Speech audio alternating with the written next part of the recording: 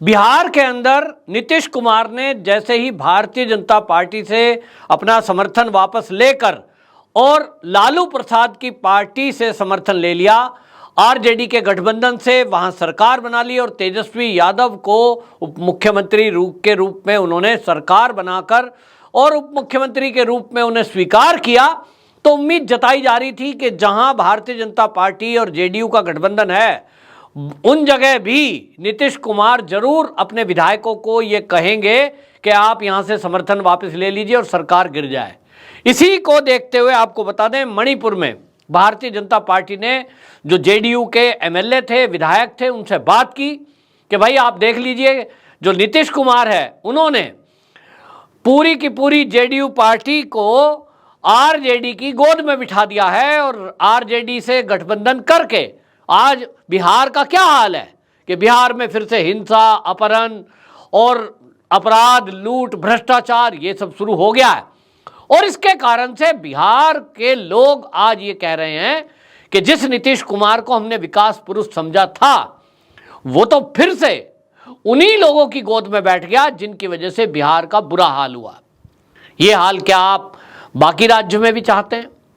यहां आपका क्या आधार है? ये विचार करने की बात है। और इसके बाद आपको बताएं, मणिपुर में 6 विधायक जेडीयू के थे जिनके समर्थन से वहां भारतीय जनता पार्टी की सरकार चल रही है, दोनों गठबंधन में है।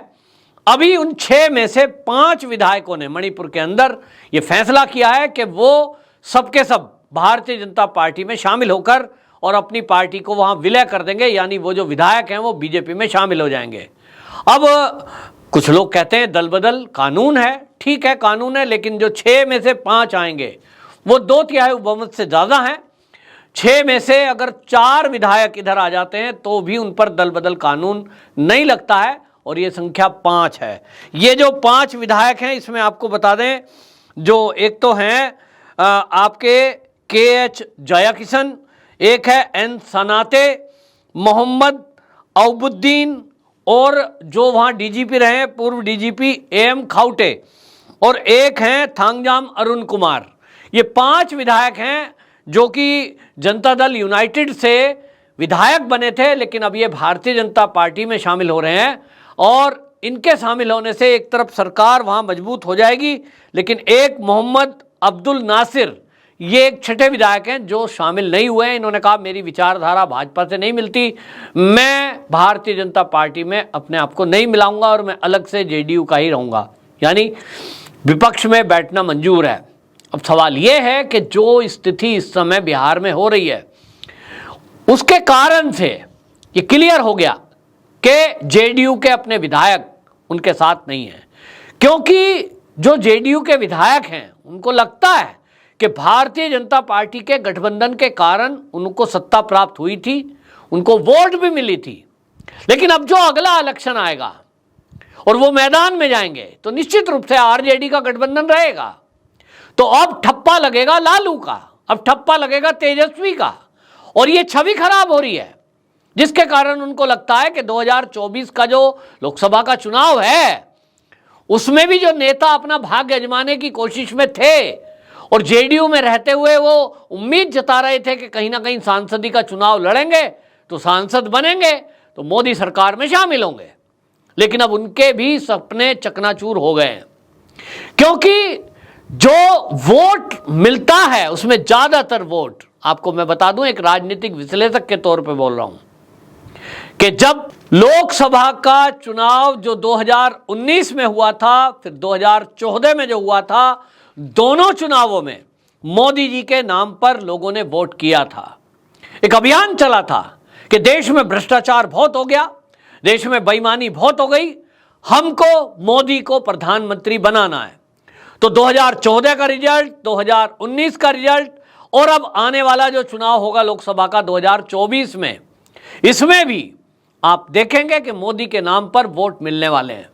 लोग अब मोदी को ये मानने लगे हैं कि मोदी एक ऐसे लीडर हैं जिन्होंने भारत का मान पूरी दुनिया में बढ़ाया है। और इस बात को जो राजनीतिक दल समझ रहे हैं कि 2024 का चुनाव मोदी वर्सेस ऑल होने जा रहा है, तो एक तरफ कौरव एक तरफ पांडव ऐसे लाइन खिंच गई हैं, इसलिए उधर जाने में फायदा है जिधर कृष्ण है, जिधर भगवान है, जिधर सत्य है, जिधर ईमानदारी है। एक तरफ सारे भ्रष्ट बेईमान जिनके ऊपर केस चल रहे हैं, कहीं ईडी का, कहीं सीबीआई का, कोई किसी अपराध में लिप्त है, कोई किसी अपराध में पकड़ा गया है। एक तरफ वो सारे लोग आपको दिखाई देंगे खड़े हुए, और एक तरफ वो लोग खड़े होंगे टीम में जो मोदी जी के साथ होंगे और पाक साफ होंगे।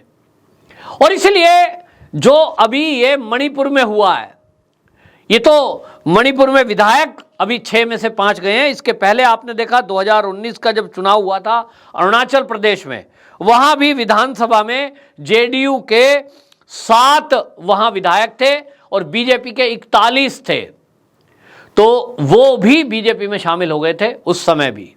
यानी बेशक लड़ते वो किसी और के टिकट पे हैं, और इसमें से वहां पर मणिपुर और अरुणाचल प्रदेश में तो एक ऐसे भी थे जो भारतीय जनता पार्टी से टिकट लेना चाहते थे। 2 जने ऐसे थे, बीजेपी ने टिकट दिया नहीं, जेडीयू से टिकट ले लिया, मिल गए, लग गए, फिर वो बाद में जीत के आ गए तो मनमुटाव खत्म हो गया।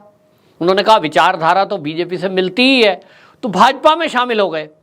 ये जो अब आने वाला समय है, इसमें जिन राजनीतिक दलों के नेताओं को थोड़ा भी समझ है राजनीति की, अपना भविष्य बनाना चाहते हैं, भविष्य में अभी और राजनीति करना चाहते हैं, तो वो चाहे कांग्रेस हो, चाहे वो कोई और भी पार्टी हो, आप देखें कि उनको ये समझ आ गया है कि भविष्य तो भाजपा में ही है।